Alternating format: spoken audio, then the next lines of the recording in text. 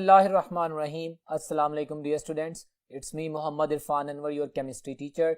Well dear students, today we are going to discuss the full length paper number 7 of MDCAT chemistry, another interesting full length paper. So let's move towards the discussion of the test. जी तो dear students, full length paper 7 MDCAT chemistry आपके सामने है। Test का आगाज करते हैं। सबसे पहला क्वेश्चन आप पेपर देख सकते हैं अपने सामने। क्वेश्चन नंबर 81 है। कुछ स्टेटमेंट्स दी गई हैं, हमारी दोनों बुक्स की तमाम प्रैक्टिसेस हमारे जहन में होनी चाहिए, हम उसके मुताबिक आंसर करेंगे। स्टेटमेंट्स में नंबर 1 स्टेटमेंट कहता है beryllium, gallium and aluminium form the polymeric halides. Okay, notify कर लेते हैं। नंबर 2 स्टेटमेंट में कहता है magnesium, zinc and indium form intermediate hydrides. ठीक है। नंबर 3 स्टेटमेंट में कहता है arsenic, antimony and bismuth form the amphoteric oxides. Okay. उसके बाद नंबर 4 स्टेटमेंट में कहते हैं calcium, potassium and barium form the basic oxides. ये चारों स्टेटमेंट्स इंफॉर्मेटिव हैं। अब क्वेश्चन क्या करता है, which of the statements is correct? They all statements are correct statements. ये इंफॉर्मेटिव क्वेश्चन है। ये चारों स्टेटमेंट्स बिल्कुल करेक्ट हैं। ये वो तमाम नॉलेज है, वो तमाम डाटा है जो कि हमने इनऑर्गेनिक केमिस्ट्री में एनालाइज किया था एलिमेंटल पॉइंट ऑफ व्यू से। सो 81 का आंसर जो बनता है, तमाम स्टेटमेंट्स जो करेक्ट हैं, delta option is my answer. So next question की तरफ बढ़ते हैं। क्वेश्चन नंबर 82 है Which of the following statements does not match correctly? Does not match यानी कि जो mismatch होगा for the electron affinity and electron activity। देखते हैं। once again an informative question। एक टेबल बना हुआ है। ऑप्शन ए में कहता है इलेक्ट्रॉन अफिनिटी कहता है it is the energy released और absorbed, may be positive may be negative. ठीक हो गया। First electron affinity may be negative may be positive. ठीक है, वो तमाम पॉइंट याद रखिए। सेकंड इलेक्ट्रॉन अफिनिटी में you have to put the energy in, वो एंडोथर्मिक होती है, वो प्लस होती है। खैर, अल्फा स्टेटमेंट डेफिनेशन है, बिल्कुल ठीक कह रहे हैं। Electron activity it's the power of an atom to attract the shared pair of electron, बिल्कुल ठीक कह रहे हैं। बीटा ऑप्शन में कहता है कि it is concerned with the attraction for the electrons of a single gaseous sign. ठीक है। और कहता है it is associated with the atom of the element in the molecule. Electron activity की भी स्टेटमेंट ठीक है। अल्फा बीटा दोनों भी ठीक स्टेटमेंट है। हमने मिसमैच चूज करनी है, इनकरेक्ट। सो चार्ली अभी देखते हैं। पेपर आपके सामने। It can not be measured directly, it has relative value. My dear students, ये बात तो इलेक्ट्रॉन नेगेटिविटी के मुताबिक है, इलेक्ट्रॉन अफिनिटी के बारे में तो नहीं है। सो यहां पे उसने रिवर्स कर दिया है। सो जो चार्ली ऑप्शन है दैट इज माय आंसर, जो कि डज नॉट मैच। ये चार्ली गलत है, उसने क्रॉस मैच कर दिया। जो बात इलेक्ट्रॉन नेगेटिविटी की है वो इलेक्ट्रॉन अफिनिटी में कह रहा है, और जो इलेक्ट्रॉन अफिनिटी की है वो इलेक्ट्रॉन नेगेटिविटी में कह रहा है। सो मैं आंसर करूंगा चार्ली ऑप्शन, क्योंकि डेल्टा ऑप्शन बिल्कुल ठीक है। इलेक्ट्रॉन नेगेटिविटी रेशियो होती है, उसका कोई यूनिट नहीं होता, और इलेक्ट्रॉन अफिनिटी के यूनिट्स होते हैं किलो जूल्स पर मोल।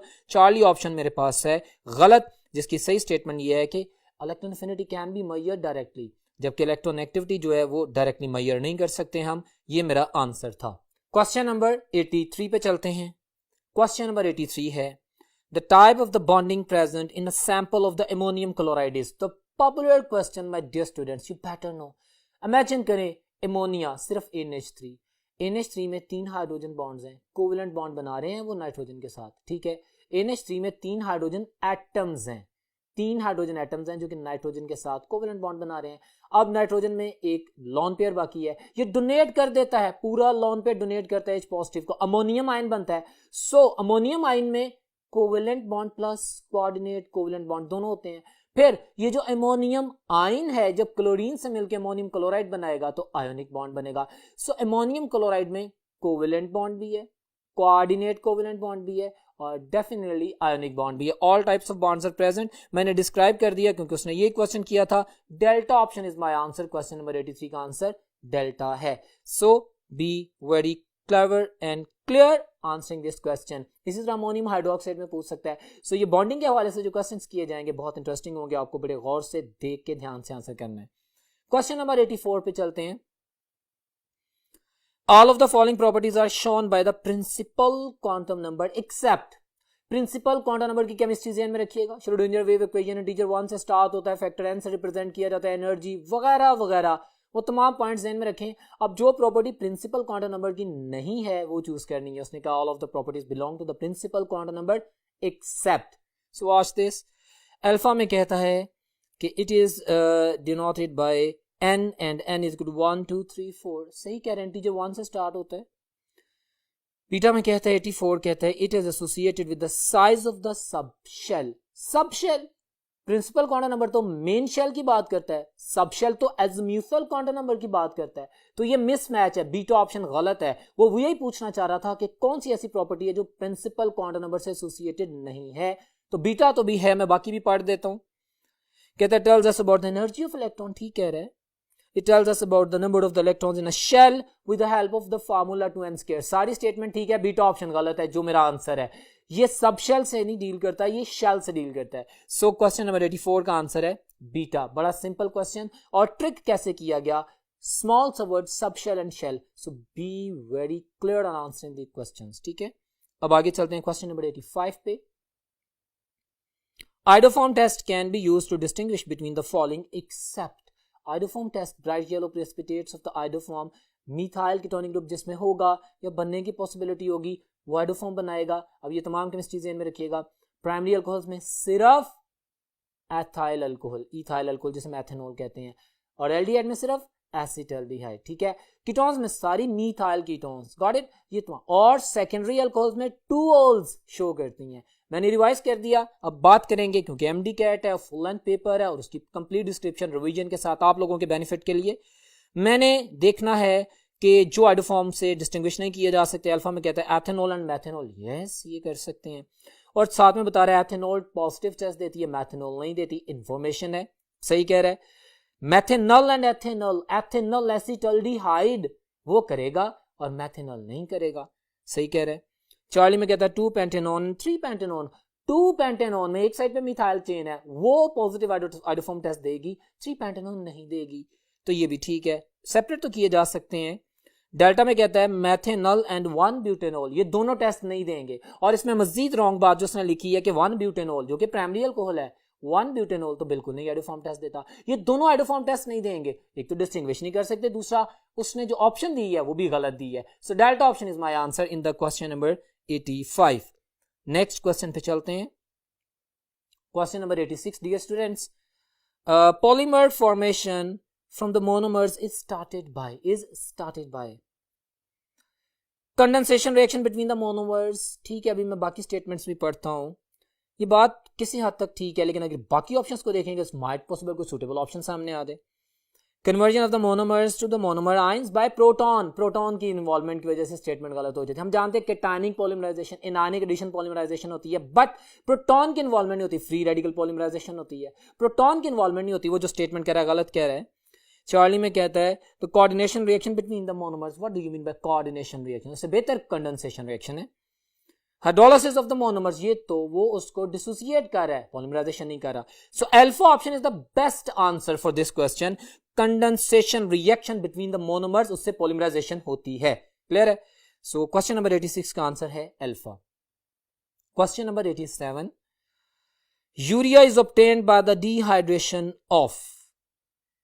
Popular question. मेरे पास डेल्टा ऑप्शन है अमोनियम कार्बामेट. आप लोगों को समझाने के लिए मैंने व्हाइट बोर्ड पे सॉल्व किया है. See on the white board.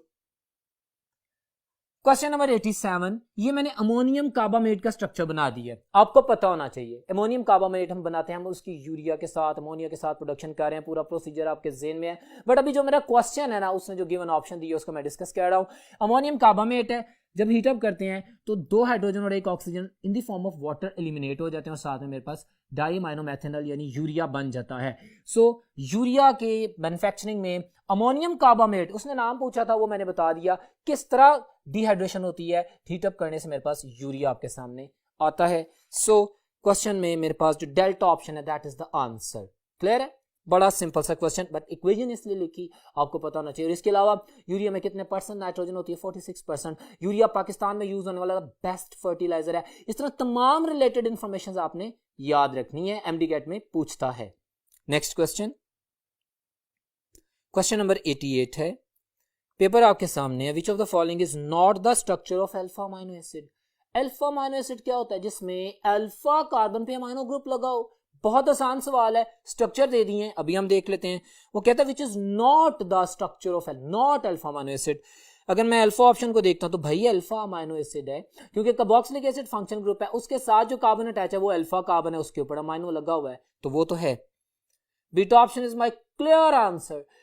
Beta option में मेरे पास अल्फा नहीं है, बीटा नहीं है, हमारे पास जो गैमा नहीं, डेक्स्ट्रो पोजीशन पे अमाइनो ग्रुप लगा हुआ है, that is not alpha amino acid. So बड़ा आसान सा सवाल था, बाकी तमाम में अल्फा पोजीशन पे अमाइनो ग्रुप लगा हुआ है, मेरे पास बीटा ऑप्शन आंसर है जो कि अल्फा अमाइनो एसिड नहीं है। नेक्स्ट क्वेश्चन पे चलते हैं, क्वेश्चन नंबर 89 पे।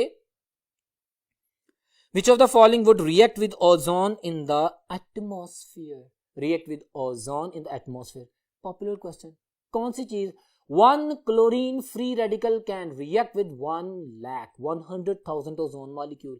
तो free radical कौन सा होता है? क्लोरीन का होता है। बहुत simple question, without wasting your precious time, delta option, question number 89। Next question पे चलते हैं, क्वेश्चन नंबर 90 पे। Sulphuric acid act as oxidising agent. It is that substance which oxidizes the other but itself is reduced. ठीक, antagonistic relation होता है ना, सही कह रहा है, redox reaction. Which of the following is not redox reaction?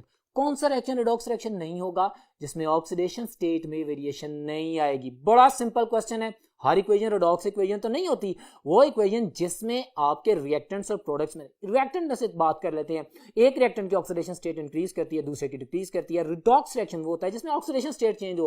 तो अब आप आइडेंटिफाई करेंगे किस में रिएक्शन हो रहा है, किस में नहीं हो रहा रिडॉक्स। उसने कहा कि विच of the following is not redox reaction, जिसमें नहीं हो रहा, हम देखते हैं। अगर मैं अल्फा देखता हूं तो कार्बन 0 से ऑफ कोर्स +4 में आ रहा है, ऑक्सीडेशन रिडक्शन है, रिडॉक्स रिएक्शन है, अल्फा तो है। अगर बीटा देखते हैं तो SO3H2SO4 ओलियम बन रहा है, इसमें किसी की भी ऑक्सीडेशन स्टेट चेंज नहीं हुई। ये मेरा आंसर है, this is not redox reaction, beta is not redox reaction. अब आप बाकियों को देख लें तो कॉपर है फ्री से ऑफ कोर्स +2 हो गया, उसकी ऑक्सीडेशन हुई, डेफिनेटली से कंपैटिबल पार्ट्स की रिडक्शन होगी, रिडॉक्स रिएक्शन चार्ली भी है, डेल्टा भी है। Beta is not a redox reaction, और यही उसका क्वेश्चन था जिसको मैंने आंसर किया। हमने कंप्लीट केमिस्ट्री पढ़ी है, हमने दोनों बुक्स और एमडी कैट के तमाम कंसर्ट सिलेबस के ऊपर फोकस किया है। प्रीवियस टेस्ट में जितनी भी बातें की गई हैं वो सारी आपके सामने रखी गई हैं, उन तमाम कॉन्सेप्ट्स की रिविजन हो रही है। So be very vigilant while answering these questions. बड़ा आसान सा सवाल था, 90 का answer beta option. Next question पे चलते हैं, क्वेश्चन नंबर 91।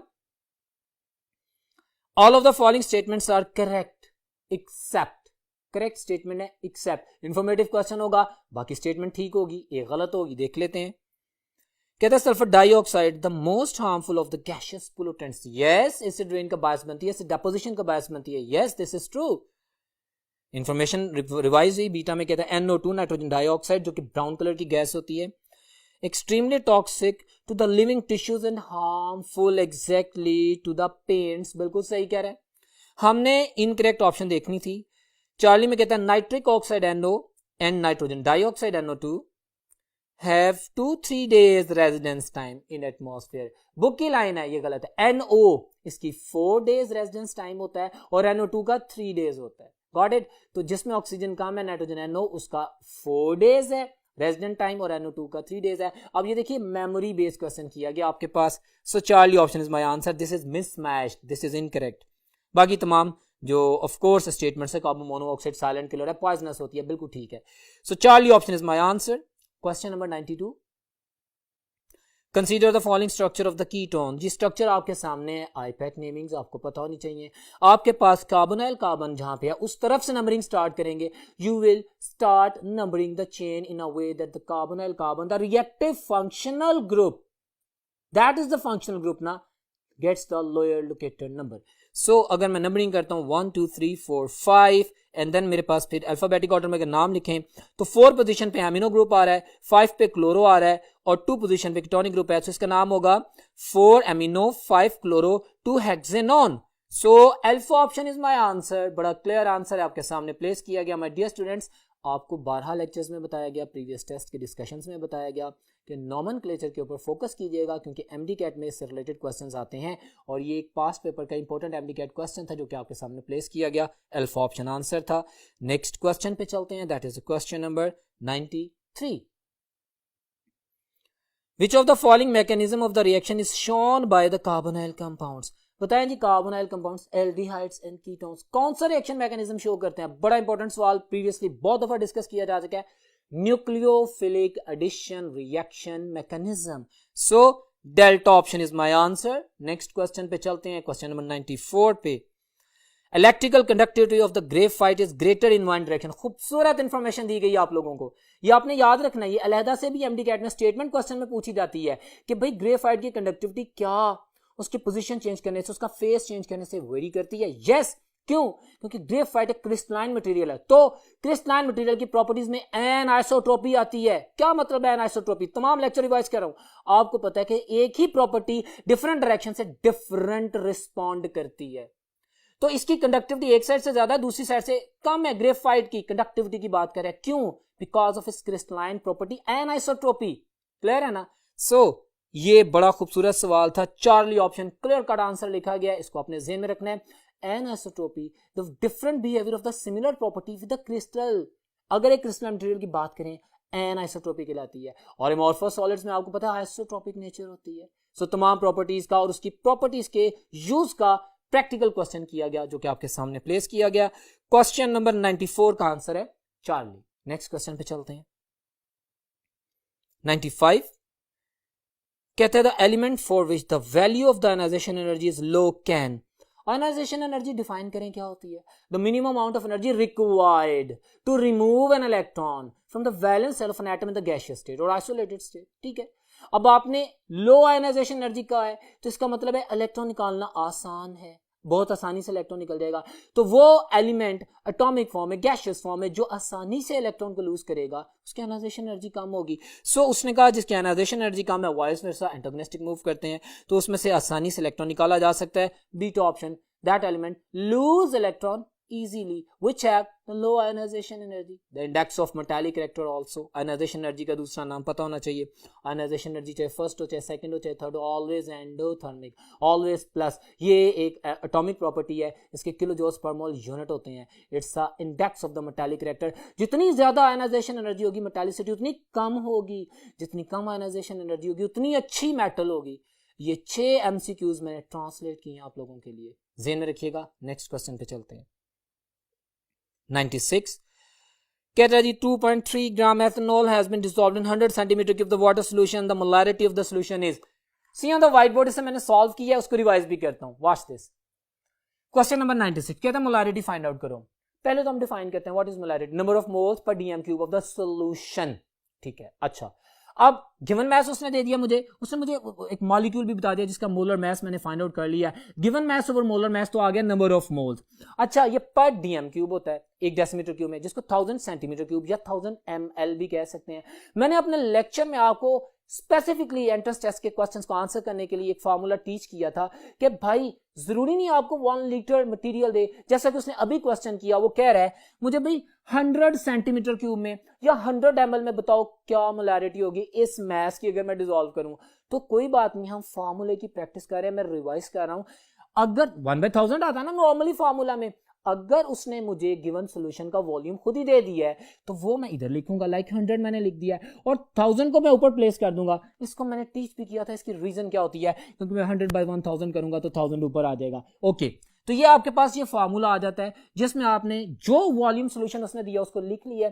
अब मैं वैल्यू प्लेस करता हूं 1000/100 2.3/46। मेरे पास सिंपल कैलकुलेशन से जो आंसर आता है दैट इज 0.5 मोल पर डेसीमीटर क्यूब। तो मेरे पास जो मोलैरिटी आती है इस गिवन स्टेटमेंट में दैट इज 0.5 मोलर, जिसे आपके सामने मैंने सॉल्व किया है। You can see that alpha option is my answer. Next question, question number 97 है, क्वेश्चन पेपर आपके सामने है। Identify the incorrect statement about the nitrogenous fertilisers. अच्छा, नाइट्रोजनस फर्टिलाइजर्स क्या होते हैं, कौन से होते हैं, परसेंटेजेस क्या होती हैं, उनके यूज क्या होते हैं, तमाम बातें ज़हन में रख लें। प्रीवियस क्वेश्चंस भी आ चुके हैं। अब दोबारा टेबल देखते हैं। हमने इनकरेक्ट ऑप्शन को चूज करना है।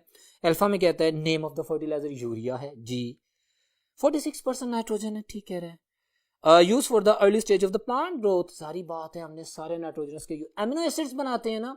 अगर नाइट्रोजन की कमी होगी तो उसकी हेल्थ मुतासर होगी, पौधों की हाइट इफेक्ट होगी, ग्रीन कलर नहीं आएगा, सारी बातें सही कह रहा है अल्फा। बीटा ऑप्शन में कहता है अमोनिया 80% नाइट्रोजन, वैसे 82% नाइट्रोजन होती है, आपकी बुक में लिखा हुआ है। अच्छा, it is used as fertiliser in the gaseous state, ये दोनों स्टेटमेंट्स रॉन्ग है। Beta option is my answer. Nitrogenous fertilisers के एसोसिएटेड जो अमोनिया हम जानते हैं ना 6 inches deep of course inject करनी पड़ती है, तो ये तो गैशियस फॉर्म में, गैशियस फॉर्म में तो किसी यूज में नहीं आएगी। So this is wrong, beta option is my answer. उसने कहा था इनकरेक्ट स्टेटमेंट बताओ। बाकी पोटेशियम नाइट्रेट में परसेंटेजेस बिल्कुल ठीक है, 13% नाइट्रोजन है, 44% पोटाश है, और इसका यूज भी लिखा हुआ है हमारे पास फाइबर्स बनाने में, स्टार्च बनाने में, बिल्कुल ठीक है। डेल्टा में डायमोनियम फॉस्फेट 16% नाइट्रोजन है, 48% P2O5, और इसके अलावा वो 75% न्यूट्रिएंट डिमांड को पूरा करता है। सारी इंफॉर्मेशन ठीक है, बीटा ऑप्शन गलत है, ये मेरा आंसर है। ठीक है, सो नेक्स्ट ऑप्शन पे चलते हैं। क्वेश्चन नंबर 98 पे कहते हैं the following sequence of the reactions, वो मैंने लिख दिया व्हाइट बोर्ड पे आपको समझाने के लिए, see on the white board. Question number 98, उसने मुझे पहले 1 ब्रोमोप्रोपेन कहा, इसके साथ रिलेटेड कॉन्सेप्ट में एक्सप्लेन करूंगा, आपने गौर से सुनना है। देखें, अगर हम एल्कोहलिक KOH के साथ रिएक्शन करते हैं जैसा कि उसने कहा, तो एल्कोहलिक KOH में मेरे पास ये एक स्ट्रॉन्ग बेस के तौर पे बिहेव करेगा। जी, स्ट्रॉन्ग बेस की प्रेजेंस में क्या होता है, एलिमिनेशन रिएक्शन होता है। एलिमिनेशन रिएक्शन चाहे यूनिमोलेकुलर हो चाहे बायोमोलेकुलर, मैं अभी उसकी डिबेट नहीं कर रहा, मैं आपको अभी बात बता रहा हूं। वैसे तो ये प्राइमरी अल्काइल हैलाइड है, तो of course E2 reaction mechanism होगा ना, बायोमोलेकुलर फॉलो होगा, बट एलिमिनेशन पे फोकस करें, यूनिमोलेकुलर बायोमोलेकुलर की डिबेट अभी नहीं करें।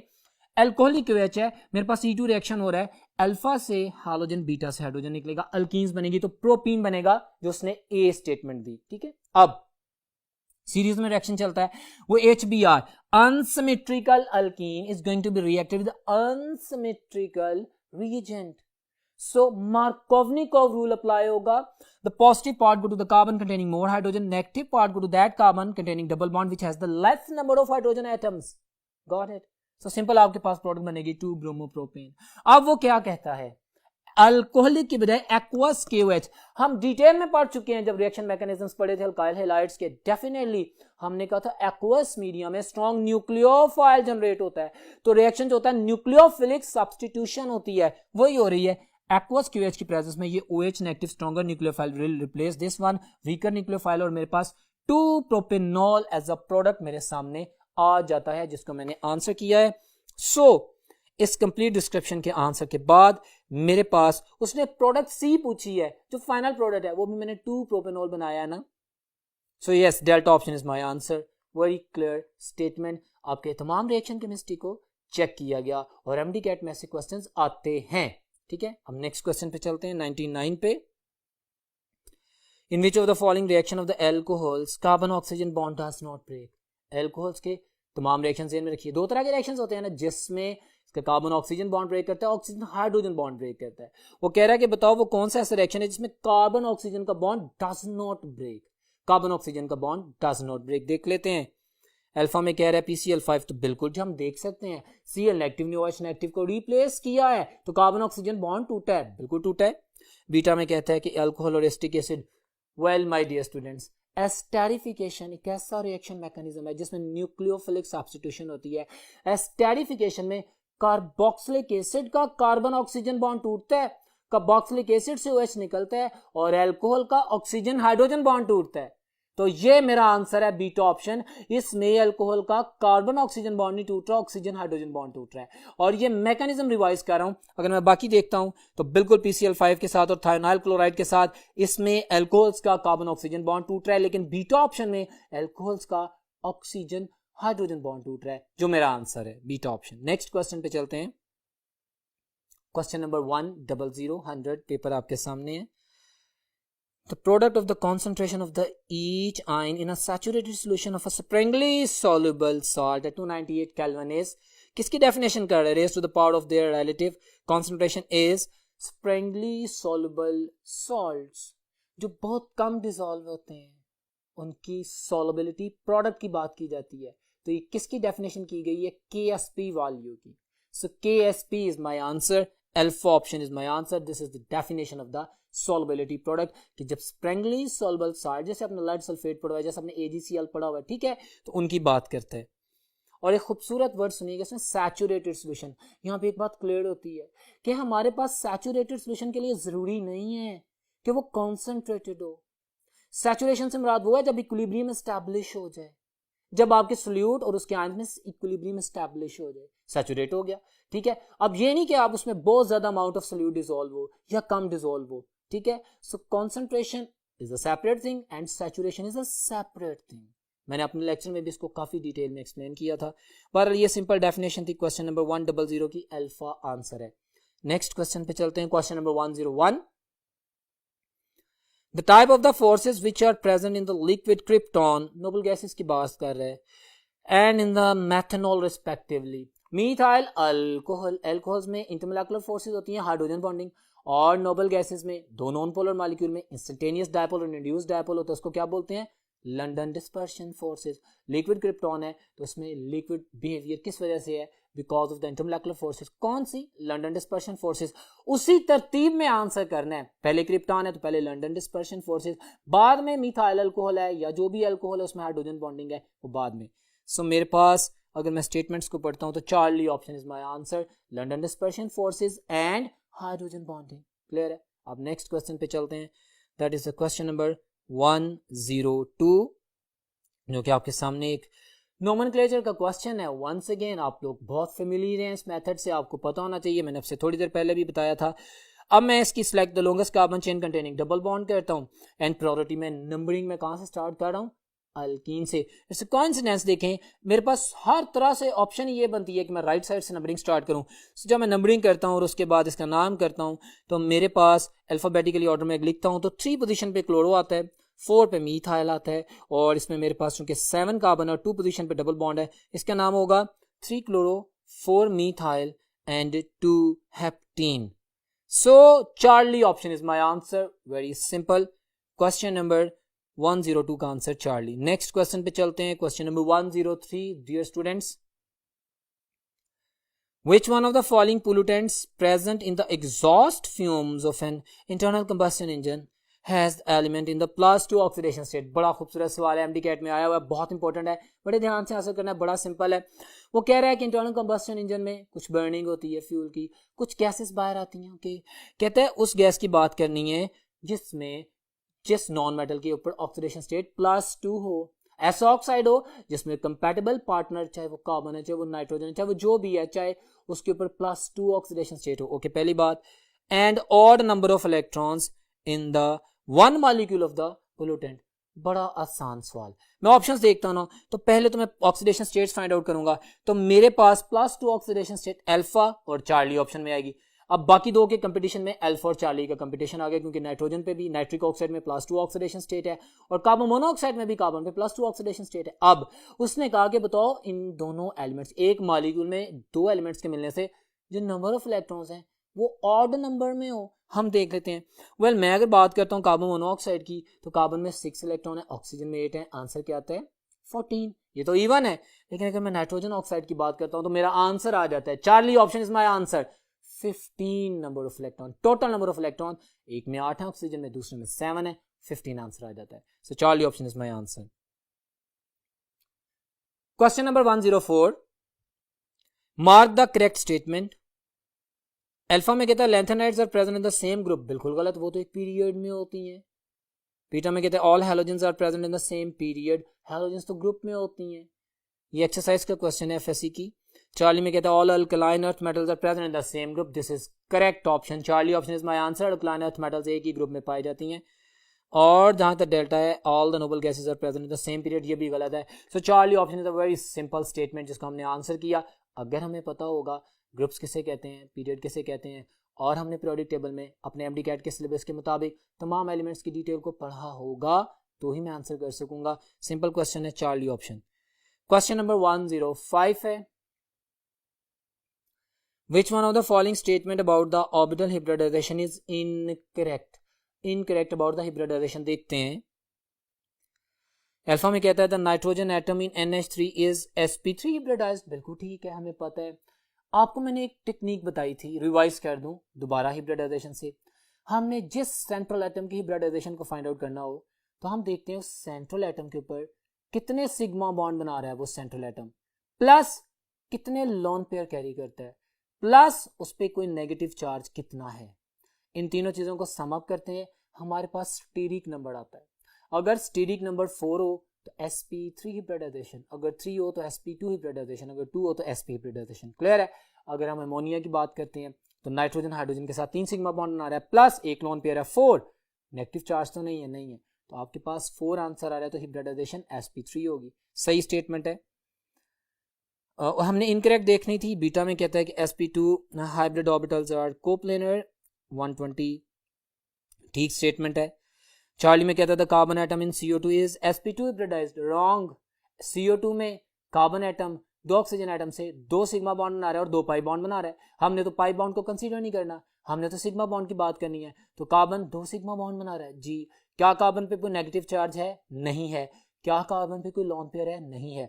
इसका स्टेरिक नंबर क्या आएगा? 2, और जिसका स्टेरिक नंबर 2 होगा उसकी हिब्रिडाइजेशन sp होगी, 180 डिग्री होगा, लीनियर ज्योमेट्री होगी। सो चार्ली ऑप्शन वो गलत कह रहा है, हमने गलत ऑप्शन को ही एज अ आंसर चूज करना था।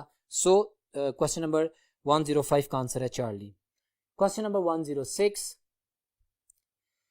Mark the incorrect statement. Cathode rays act as reducing agent जी। इलेक्ट्रॉन्स होते हैं ना, इलेक्ट्रॉन जिसमें ऐड होंगे उसको रिड्यूस कर देंगे। ऑफ कोर्स सही कह रहे हैं।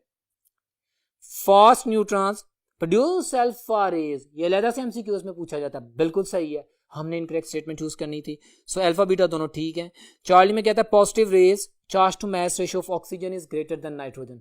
माय डियर स्टूडेंट्स, जो पॉजिटिव रेज होती हैं जिनको हम केनाल रेज कहते हैं, हम चार्ज टू मास रेशियो की बात करते हैं। लेट्स सपोज चार्ज दोनों में सेम है। अब जिसका मैस ज्यादा होगा उसकी ई ओवर एम वैल्यू कम होगी ना, और जिसका मैस कम होगा उसकी ई ओवर एम वैल्यू ज्यादा होगी, क्योंकि डिनोमिनेटर में मैस पड़ा हुआ है। सो ऑक्सीजन का मैस ज्यादा है, इसकी ई ओवर एम वैल्यू कम है। ये स्टेटमेंट में वो कह रहा है ज्यादा है, सो ये स्टेटमेंट इनकरेक्ट है और यही मेरा आंसर है। Charlie option is my answer. Next question पे चलते हैं। Question number 107 dear students, 5 gram KBr dissolve 20 gram of water, weight by weight percentage बताओ। बड़ा सिंपल क्वेश्चन है, हम बारहा इसकी प्रैक्टिस कर चुके हैं। अभी आपको मैं बता रहा हूं, वैसे मैंने पेपर में सॉल्व भी कर दिया, आप देख सकते हैं। हमने mass of solute divided by mass of solution, mass of solute 5 ग्राम है, solution solvent plus solute 20 plus 5 25 हो गया। 5 बाय 25 मल्टीप्लाइड बाय 100 करेंगे तो क्या आंसर आता है? 20%। Very simple answer. Charlie option is my answer. इसकी सॉल्यूशन डिटेल अगर आपको जरूरत पड़ती है तो आपके सामने पेपर में मौजूद है। वैसे ये बहुत सिंपल आंसर है, मेरे पास चार्ली ऑप्शन आंसर आता है। नेक्स्ट क्वेश्चन है question number 108, which one of the following statement is incorrect about the electrochemical series? Incorrect about the electrochemical series, वो सारी बात ज़हन में रखिएगा।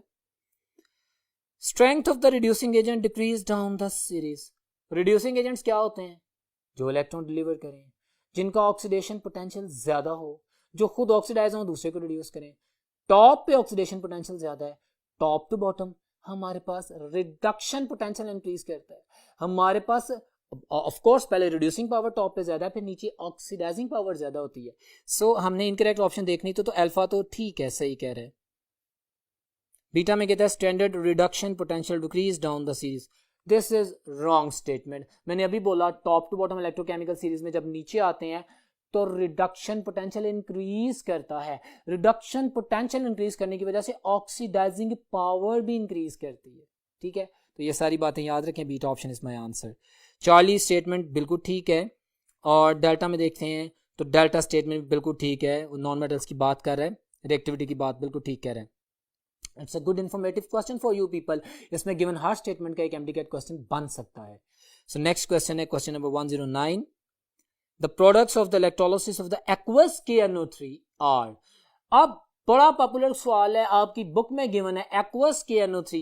जब हम इसका इलेक्ट्रोलिसिस करते हैं तो माय डियर स्टूडेंट्स, मेरे पास वो इलेक्ट्रोकेमिकल सीरीज का ट्रेंड ध्यान में रखिएगा। स्टैंडर्ड हाइड्रोजन इलेक्ट्रोड से ऊपर जो एलिमेंट है, जो नीचे एलिमेंट है, और फिर कैथोड पे कौन सी गैस जा रही है, मतलब कौन सा आयन जा रहा है, और एनोड पे कौन सा जा रहा है, उसकी बेसिस पे मैं आंसर करना चाहूंगा। उसने कहा मुझे बताओ कि products are hydrogen and oxygen, anode पे ऑक्सीजन, कैथोड पे हाइड्रोजन गैस।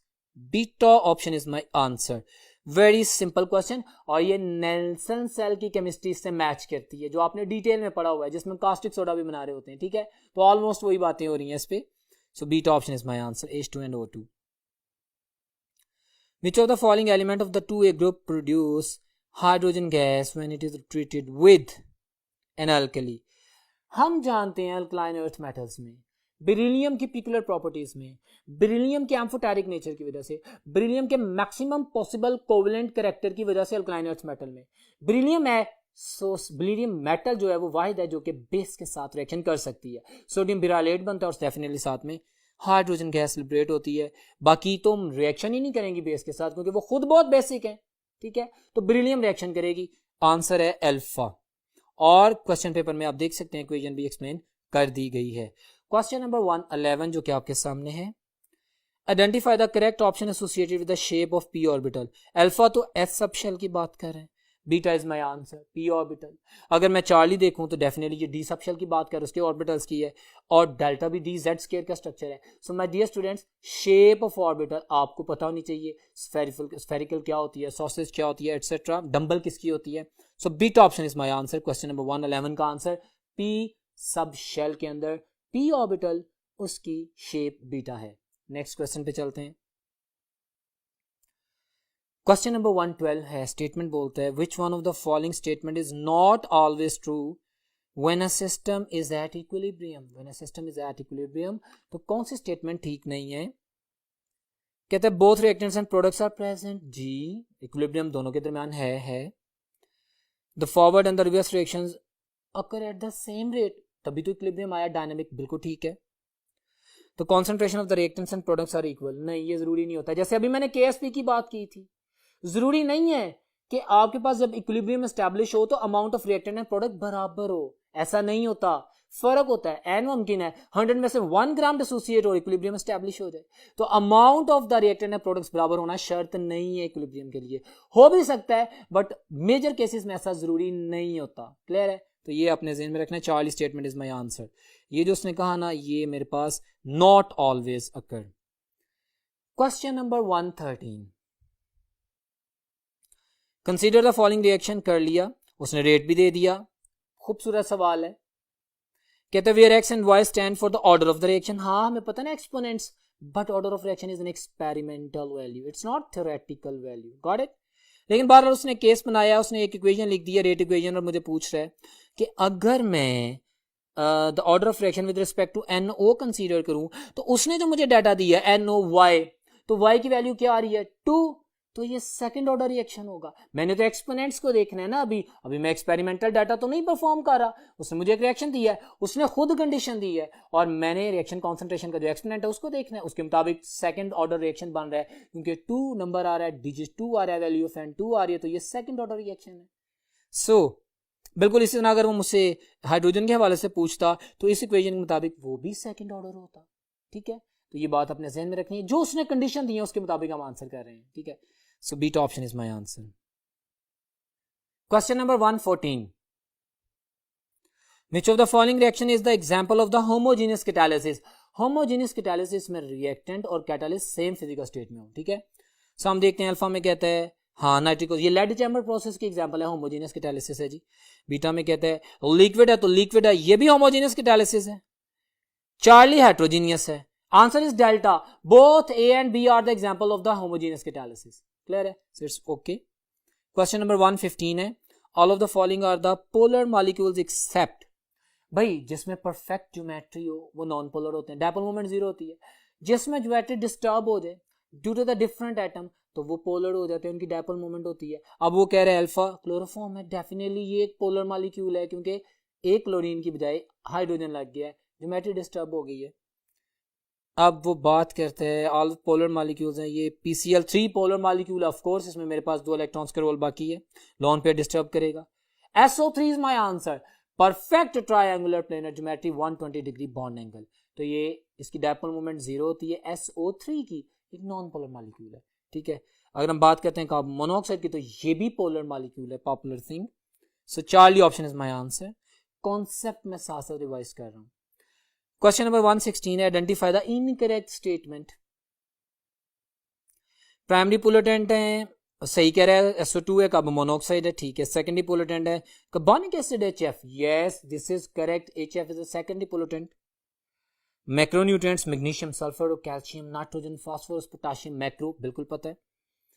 डेल्टा कह रहा है माइक्रो न्यूट्रिएंट्स, उसमें बात कर रहे हैं कैल्शियम की, अभी मैंने बोला कैल्शियम तो मैक्रो न्यूट्रिएंट है, so delta option is incorrect option. बड़ा सिंपल सा question, delta answer. Next question, question number 117 है, which of the following formula represents the organic compound formed when methyl benzene is treated with acidified potassium dichromate? Alkyl benzenes जब किसी strong oxidising agent से reaction करती हैं तो क्या होता है, एक अल्काइल चेन COOH में कन्वर्ट हो जाती है। उसने मीथाइल बेंजीन बोला है तो मीथाइल की जगह COOH लगा दो तो क्या बनेगा, बेंजोइक एसिड। सो अगर मैं ऑप्शंस को देखता हूं माय डियर स्टूडेंट्स, तो मेरे पास Charlie option is my answer. CO2H से मुराद है COOH, तो बेंजोइक एसिड का स्ट्रक्चर आ रहा है, Charlie is my answer. Clear है, जब इसकी ऑक्सीडेशन करेंगे तो आंसर आ जाएगा। Question number 118 is the next question according to the Lowry-Bronsted acid and base concept. Bronsted-Lowry H positive ion, ठीक है। H2 is an amphoteric species, H2O, H positive ion भी है, OH नेगेटिव आयन है, बराबर हैं, और जैसी जैसी कंडीशन होती है एसिड के साथ बेस बिहेव कर रहा है, बेस के साथ एसिड बिहेव कर लेता है, तो एम्फोटेरिक स्पीशीज होगी ना, डुअल प्रॉपर्टीज आ गई। So according to the Bronsted Lowry concept मेरे पास H2O, Charlie option is the answer, as an amphoteric species है। नेक्स्ट क्वेश्चन है क्वेश्चन नंबर 119 और कहते हैं when ethanoyl chloride react with the methylamine and acidamide is formed, what is the structure of the acidamide formed? Well my dear student, इसका answer जो है that is the delta option. इसको मैंने justify किया next board पे ताकि आप देख सकें कि रिएक्शन किस तरह डेल्टा स्ट्रक्चर में कन्वर्ट होता है। So move towards the next board.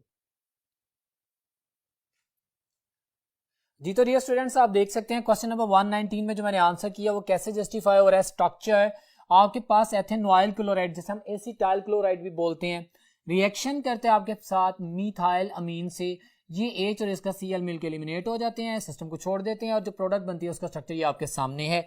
So that's why question number 119 का जो आंसर मैंने किया था that is the delta option. So next question पे बढ़ते हैं, that is question number 120। Prills are dash pellets, prills are tiny and hard pellets, ये easy to spread होती हैं, इसलिए जब हम पैलेटिंग करते हैं, जब भी यूरिया बनाते हैं या जिस तरह फर्टिलाइजर्स बनाते हैं। सो देखिए उसने क्वेश्चन किया है वर्ड्स क्रैम करने हैं, आपने रेलेवेंट आंसर्स करने हैं। So delta option is the suitable most description of the pellets. Question number 121 है the formation of esters from the ethanoic acid in the presence of the concentrated H2SO4 and ethanol is a nucleophilic substitution reaction mechanism. हम 12 discuss कर चुके हैं, इसी paper में पहले भी बात की थी कि एस्टेरिफिकेशन जो है वो न्यूक्लियोफिलिक सब्स्टिट्यूशन रिएक्शन मैकेनिज्म होता है। Charlie option is my answer. Question number 122 which of the following factors affect the thermal decomposition of the carbonate of the alkaline earth metals. Carbonates of the alkaline earth metal जो thermally decompose होते हैं, क्यों होते हैं, वो उसने reasons पूछी हैं। तो हम देखते हैं अल्फा पोलराइजिंग इफेक्ट, यस ये है बेहतरीन, और beta size of cations, of course in दोनों की वजह से हमारे पास जो थर्मल डीकंपोजिशन का पैटर्न है, जब हम टॉप टू बॉटम पढ़ते हैं ट्रेंड, वो इफेक्ट होता है, उसमें पोलराइजिंग पावर भी होती है और साइज ऑफ केटाइन भी इंक्लूड करता है। My dear students, anionic size बढ़ने से, केटाइनिक साइज बढ़ने से जो लेटेस्ट एनर्जी पे इफेक्ट आता है वो आपको डिटेल पता है। सो इसका जो आंसर होगा that is the Charlie option. Both A and B ये दोनों वो फैक्टर हैं जिसकी वजह से thermal stability of the carbonates of the alkaline earth metal effect होती है। नेक्स्ट क्वेश्चन पे चलते हैं। क्वेश्चन नंबर 123 है aromatic compounds burn with a sooty flame because aromatic compounds जिसमें बेंजीन रिंग पाया जाता है, aromatic compounds having the maximum percentage of carbon to hydrogen. अब अनबॉन्ड कार्बन की वजह से, मैक्सिमम परसेंटेज ऑफ कार्बन की वजह से सूटी फ्लेम, ये डार्क फ्लेम सामने आता है जर्रात वाला। So Charlie option is my answer because the aromatic compounds have the high percentage of carbon. अच्छा यहाँ पे एक और रिलेटेड एमडीकेट का क्वेश्चन सुनिए। एरोमेटिक कंपाउंड्स में high percentage of carbon to hydrogen ratio होती है, हाई रेशियो होती है। अगर हाइड्रोजन टू कार्बन बोलेंगे तो मिनिमम होती है। ये बात बदल के भी एमडीकेट में पूछ सकता है, लिहाजा फोकस हाई, वर्ड हाई पे नहीं करना आपने फोकस। आपने देखना है कार्बन टू हाइड्रोजन रेशियो की बात कर रहा है कि हाइड्रोजन टू कार्बन रेशियो की बात कर रहा है। तो ये भी एक रिलेटेड ट्रिक है जो कि एमडीकेट में उसने प्रीवियसली अप्लाई किया था। सो that's why I am gonna discuss with you people. बहरहाल ये बड़ा सिंपल क्वेश्चन था। क्वेश्चन नंबर 123 जिसका आंसर चार्ली है। Question number 124 Which one of the following substances would yield lactic acid as a result of the reaction with the hydrogen cyanide. Popular reaction. Acetaldehyde.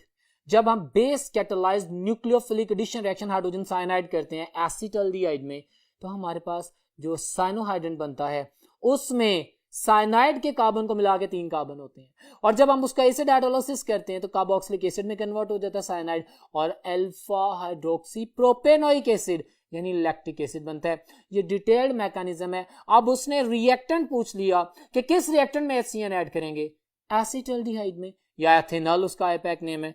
सो हम answer करते हैं, उसका structure पूछा गया delta option. Very simple and clear, detailed mechanism आपको describe किया गया है। Question number 125, oxidation of an alkene X give a diol. Okay, diol adjacent carbon atoms, of course 2 alcoholic group आ गए, diol. Which on further oxidation give a diketone? अच्छा, which one of the following could be X? बड़ा खूबसूरत सवाल है, इसका answer है delta option, जिसको मैंने जस्टिफाई किया see on the white board. Question number 125 का आंसर है डेल्टा। ये स्ट्रक्चर कैसे डायोल और फिर कैसे डाइकीटोन बनाता है, see on the white board. Question number 125, ये जो मेरी डेल्टा ऑप्शन है जिसमें मैंने स्ट्रक्चर लिखा, आप इसकी हाइड्रोक्सिलेशन करते हैं, डायोल बनाते हैं, ऑक्सीडेशन करते हैं। ऑफ कोर्स आपके पास ये double bond pi bond split करता है और उसमें 2 जगहों पे हाइड्रोक्सिल ग्रुप आ जाता है, एडजेसेंट कार्बन एटम में 2 हाइड्रोक्सिल ग्रुप आ जाते हैं, ग्लाइकोल्स। ऑफ कोर्स अब डायोल्स बन गए ना, इसमें 2 हाइड्रोक्सिल ग्रुप है। ये फर्दर जब ऑक्सीडाइज होता है तो 2 ऑक्सीजन के atom, nascent oxygen atom use होते हैं।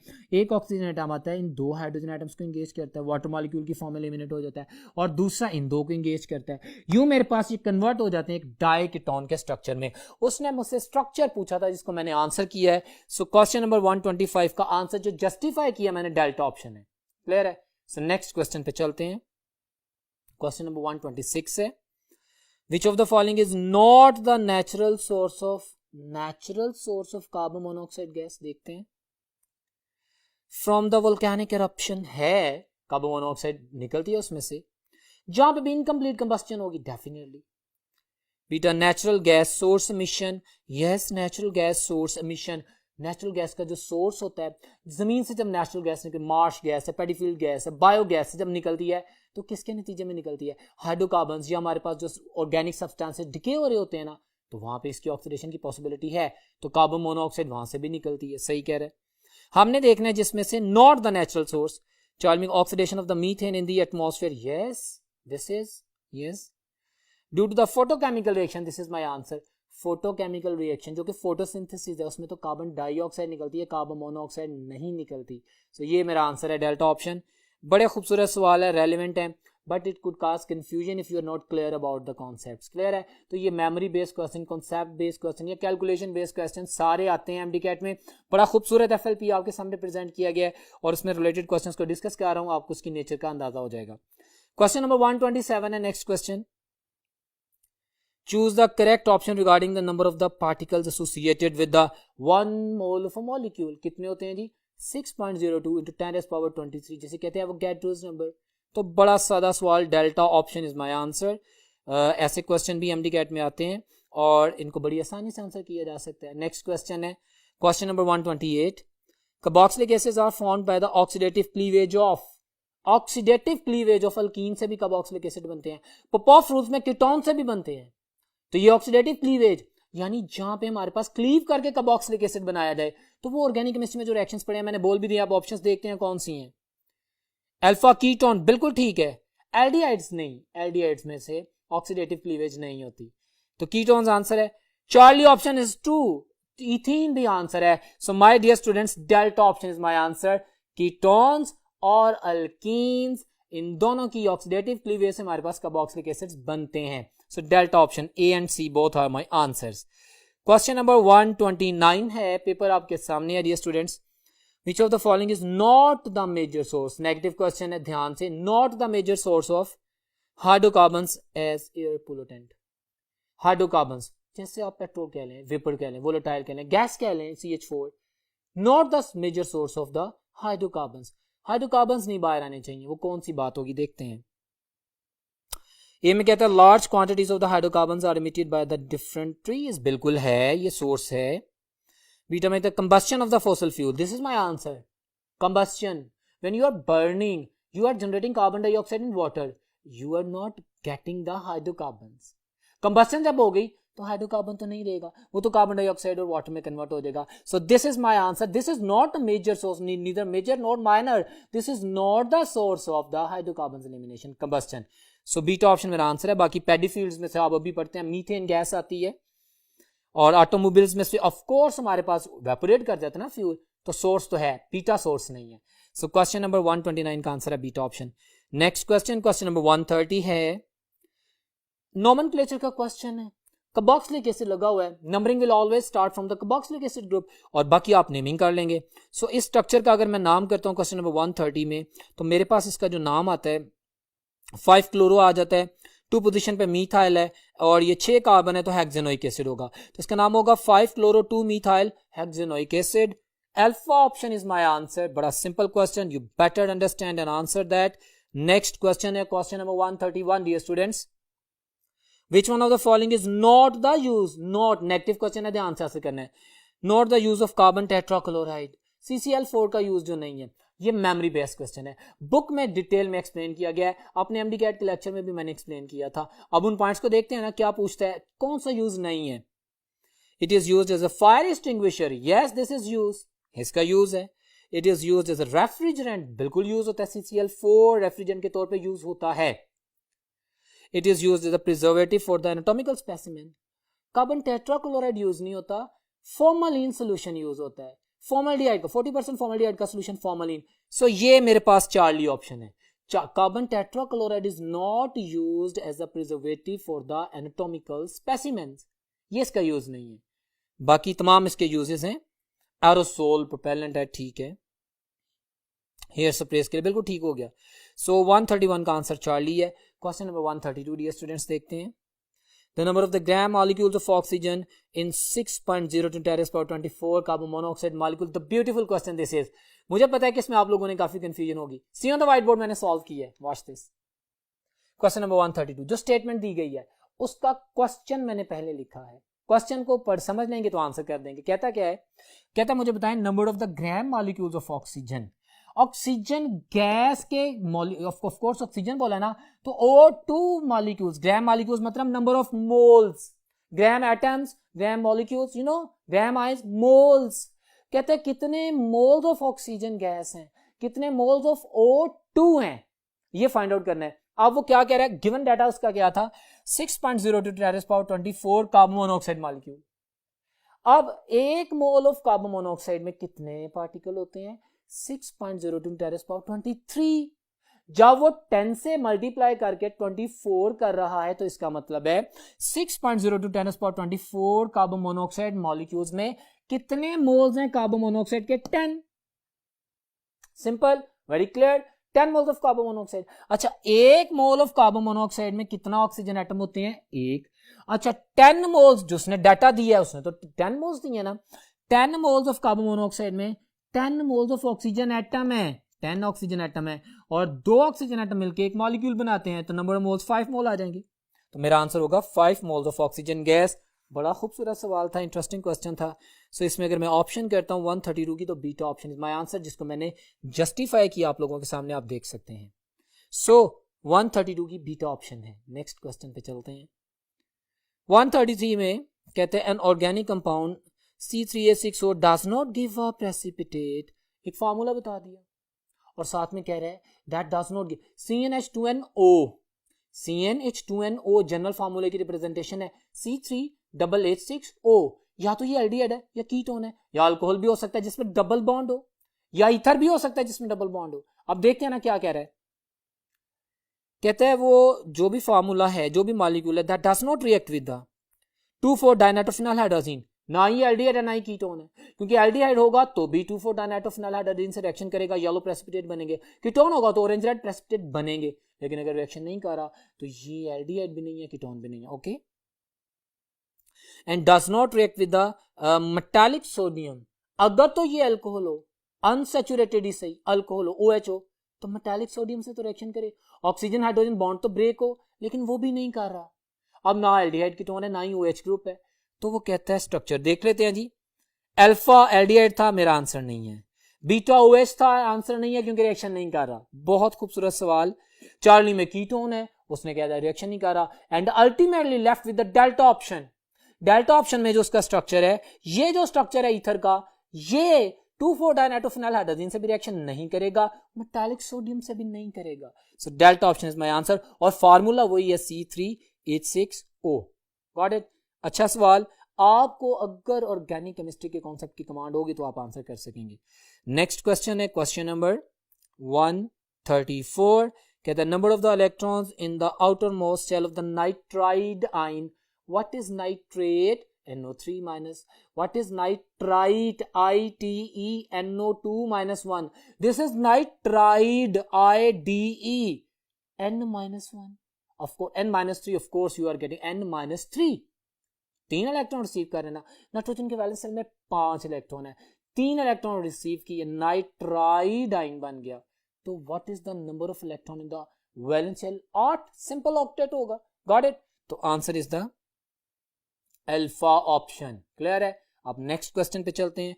क्वेश्चन नंबर 135 है, कहता है the electrode potential value of the standard copper half cell is plus 0.34 volt. हम जानते हैं शी से नीचे है, which is measured when it is connected with the standard hydrogen electrode, of course। अब ये स्टैंडर्ड हाइड्रोजन इलेक्ट्रोड ऊपर है, कॉपर नीचे है। जो एलिमेंट ऊपर है उसकी ऑक्सीडेशन होगी, इसकी रिडक्शन होगी, ये इलेक्ट्रॉन गेन करेगा, ऊपर वाला इलेक्ट्रॉन लूज करेगा। ये एमडी कैट का प्रीवियस क्वेश्चन है जिसको मैंने पहले ही एक्सप्लेन कर दिया है। अब आप समझें उसको, हमारी रेपिटेशन आ जाती है। कहते हैं in this case the half reaction taking place at she is, hydrogen ऊपर है जिसकी ऑक्सीडेशन हो रही है, ऑक्सीडेशन में लॉस ऑफ इलेक्ट्रॉन होगा। कॉपर +2 का रिडक्शन पोटेंशियल लिखा हुआ है ना 0.34, ये 2 इलेक्ट्रॉन रिसीव करेगा, इसका मतलब है हाइड्रोजन 2 इलेक्ट्रॉन रिलीज करेगा। वो इक्वेशन देख लीजिएगा, ऑक्सीडेशन होगी शी की। सो beta option is my answer. H2 gas 2H positive ion बन जाएगी, 2 इलेक्ट्रॉन निकालेगी जिसको कॉपर रिसीव कर लेगा। बहुत खूबसूरत सवाल, बीटा ऑप्शन। नेक्स्ट क्वेश्चन पे चलते हैं। Question number 136, हैसेस law of constant heat summation की केमिस्ट्री है। कहते हैं calculate the enthalpy change in the formation of ammonium bicarbonate by using the हैसेस law. कुछ रिएक्शंस दे दिए हैं, वो रिएक्शन करवा रहा है। पहले तो वो टोटल रिएक्शन NaOH का कार्बन डाइऑक्साइड का करवा के सोडियम कार्बोनेट वाटर बना रहा है, ठीक हो गया। फिर वो पहले स्टेप में कहता है पहले एक पॉजिटिव रिएक्शन करता है, सोडियम बाइकार्बोनेट बनता है, फिर दूसरी स्टेप में Na2CO3 बनता है। आपके सामने डिटेल है। अब अगर मेरे पास 3 वैल्यूज ऑफ एंथैल्पीज हों, 2 दे दी जाए, तो तीसरी फाइंड आउट कर सकते हैं ना? बिल्कुल कर सकते हैं। कैसे? See on the white board. Question number 136 मैंने सॉल्व किया है। टोटल एंथैल्पी चेंज उसने हमें पहले दे दी है, डेल्टा H1 डेल्टा H2 2, इन दोनों को सम करके हैसेस लॉ के मुताबिक ना, sum of all the enthalpy changes, ठीक है, वो आपके सामने आ रहा है। टोटल उसने वैल्यू दे दी है, डेल्टा H1 फाइंड आउट करना है। फर्स्ट स्टेप था ना, सोडियम बाइकार्बोनेट की एंथैल्पी फॉर्मेशन पूछ रहा है, यस। तो आपके सामने दूसरे की वैल्यू दे दी है, ये प्लस करेंगे तो ये माइनस फैक्टर यहाँ पे माइनस हो जाएगा, ये माइनस जब इधर आएगा तो प्लस हो जाएगा। So delta H1 find out करना है ना, वो कर देंगे। इसकी वैल्यू को हम जब सॉर्ट आउट करते हैं तो we are getting -48.06 kilo joules per mole. So my dear students, मेरा जो आंसर है क्वेश्चन नंबर 136 का, that is the Charlie option. Very simple answer in the justification. Next question है क्वेश्चन नंबर 137।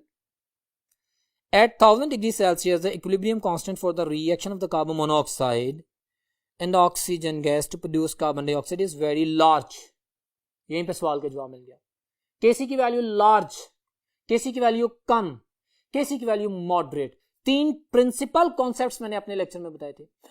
Kc की value जब large होगी तो इसका मतलब है रिएक्शन फॉरवर्ड जाएगा, मतलब प्रोडक्ट से ज्यादा है, प्रोडक्ट कॉन्सेंट्रेशन ज्यादा है। Kc की वैल्यू कम होगी तो इसका मतलब है रिएक्टेंट कॉन्सेंट्रेशन ज्यादा है। सो इसके मुताबिक हम आंसर कर देते हैं स्टेटमेंट। उसने कहा कार्बन मोनोऑक्साइड से कार्बन डाइऑक्साइड बना रहे हैं, एक रिएक्शन है, रिएक्शन फॉरवर्ड जा रहा है क्योंकि Kc की वैल्यू लार्ज है। अब स्टेटमेंट्स पढ़ते हैं। वो कहता है, क्वेश्चन क्या करता है, कहता है it shows that at the equilibrium, जब इक्विलिब्रियम एस्टैब्लिश हो जाएगा Kc, the concentration of the carbon dioxide will be much larger than, yes, because carbon dioxide is product। Alpha statement is my answer. Carbon dioxide is a product, जितनी ज्यादा product होगी उतनी ज्यादा Kc की value होगी। सो alpha option is my answer. Well done, that's very fine answer. Question number 138 है, कहता है certain compound when burned gives 3 oxide. एक कंपाउंड है जिसको जलाया गया, उसमें से 3 ऑक्साइड निकले। अब क्या कहता है, the first oxide turn lime water milky. पहला जो ऑक्साइड है वो लाइम वाटर को मिल्की करेगा। मुझे जजमेंट होगी कि कार्बन डाइऑक्साइड ऑक्साइड बन रहा है, इसका मतलब उसमें कार्बन मौजूद है। फिर कहता है the second turn anhydrous copper sulphate blue, anhydrous copper sulphate white होता है, जब उसका वाटर के साथ कॉम्बिनेशन आता है तो वो ब्लू विट्रियोल बन जाता है। यस, इसका मतलब है सेकेंड ऑक्साइड जो बना that is H2O, hydrogen oxide यानी वाटर है। ओके, फिर उसके बाद वो कहता है and the third formed an aqua solution of high pH. High pH मतलब बेसिसिटी बढ़ गई, बेसिक कैरेक्टर बन गया। इसका मतलब है तीसरा एलिमेंट ऐसा है जो बेसिक ऑक्साइड बना रहा है। क्वेश्चन क्या कर रहा है, वो कहता है the element present in the compound most probably are, एक तो कार्बन है, एक हाइड्रोजन है, और तीसरा सल्फर नहीं है, अल्फा नहीं है, बीटा कैल्शियम ऑक्साइड की अगर बात करता है तो हाईली बेसिक का सिनेरियो नहीं है। Charlie is the suitable most answer. You know why? Because sodium is more basic. High करता है पीएच, जब उसने पीएच हाई करने का कहा, और डेफिनेटली हमें पता है कि जब सोडियम है, सोडियम ऑक्साइड की बात करेंगे, इसकी बेसिसिटी कैल्शियम से ज्यादा है। So Charlie option is the suitable most answer in comparison with the beta. So question number 138 का आंसर है charlie. Clear? Next question, question number 139। Dear students, paper आपके सामने है। The charge on the coordination sphere is, बड़ा आसान सा question है लेकिन फिर भी मैंने जस्टिफाई किया है, हमेशा की तरह से see on the next board. Well dear students, मैंने स्ट्रक्चर लिख दिया है जो उसने दिया आपके सामने। मैंने प्लैटिनम क्लोरो नाइट्रोमीन और ये स्ट्रक्चर, उसने मुझे पूछा कोऑर्डिनेशन स्फीयर पे क्या चार्ज है। उसने इनके चार्जेस नहीं पूछे, कोऑर्डिनेशन स्फीयर पे जब चार्ज फाइंड आउट करना हो तो क्या करते हैं, कंपैटिबल सिंपल आयन जो है उसका चार्ज देखते हैं। उस पे जितना आयन नेगेटिव या पॉजिटिव होगा उसके बिल्कुल रिवर्स में उतना ही नेगेटिव या पॉजिटिव आयन मौजूद होगा। जैसे सल्फेट -2 है ना, इसके साथ हमें पता है सल्फेट में -2 होता है, तो इसके कंपेयर ओवरऑल मॉलिक्यूल कॉम्प्लेक्स जो है वो तो न्यूट्रल है, तो इसके कोऑर्डिनेशन स्फीयर पे +2 चार्ज आएगा। सो मैं आंसर करूंगा क्वेश्चन नंबर 139 का answer beta option. Very simple and clear, +2 charge पाया जाता है कोऑर्डिनेशन स्फीयर पे। The last question and the next 140 question of the today's paper. Inorganic compound X on treatment with the acidified potassium dichromate gives the compound Y. Strong oxidizing agent की बात कर रहे हैं। React with iodine and the sodium hydroxide to form the triiodomethane. The compound X is secondary alcohols. Secondary alcohol को जब oxidise करेंगे strong oxidising agent की presence में तो मेरे पास कीटोन्स बनेगी, और वो कीटोन जिसमें एक अल्काइल चेन मिथाइल होगी वो आयोडोफॉर्म टेस्ट देगी बेसिक मीडियम आयोडीन के साथ रिएक्शन। तो पहले उसने ऑक्सीडाइज किया, फिर उसने आयोडोफॉर्म टेस्ट किया। हम जानते हैं कि ऑल टू ओल्स, वो तमाम सेकेंडरी अल्कोहल जिसमें 2 पोजीशन पे हाइड्रोक्सिल ग्रुप पाया जाता है, वो जो है वो मिथाइल कीटोन्स बनाती हैं और वो फिर आयोडोफॉर्म टेस्ट देती हैं। सो इन गिवन स्ट्रक्चर्स में अगर देखूं, अल्फा तो आइडोफॉर्म ही नहीं देता, बीटा एक कीटोन है, ऑफ कोर्स एसीटोन है, ये आइडोफॉर्म तो देगी, but you are not going to oxidise. अगर मैं बीटा ऑप्शन को ऑक्सीडाइज करूंगा ना पहले जो उसने कहा है, तो मेरे पास एक फॉर्मिक एसिड बनेगा, एक एसिटिक एसिड बनेगा, तो उसकी बात नहीं कर रहा। चार्ली में एसिटल्डिहाइड की बात कर रहा है, इसकी ऑक्सीडेशन होगी तो ऑलरेडी एसिटिक एसिड बन जाएगा। पहला स्टेप भी परफॉर्म करना है। So delta option is my answer. ये है मेरे पास 2 प्रोपेनॉल, ये पहले ऑक्सीडाइज होकर एसीटोन बनाएगा यानी डाइमिथाइल कीटोन बनाएगा, और वो फर्दर फिर आपके पास आइडोफॉर्म टेस्ट पॉजिटिव देगी। Well my dear students, that was all about the today's full length paper FLP7 of MDCAT chemistry. I tried कि इसमें मौजूद तमाम क्वेश्चंस को according to the previous data आप लोगों को एक्सप्लेन किया जाए। उम्मीद करता हूं कि आपकी तैयारी बेहतरीन होगी, आप बहुत मेहनत करेंगे और इंशाल्लाह आपका MDCAT का टेस्ट बेहतरीन होगा। अस्सलाम वालेकुम।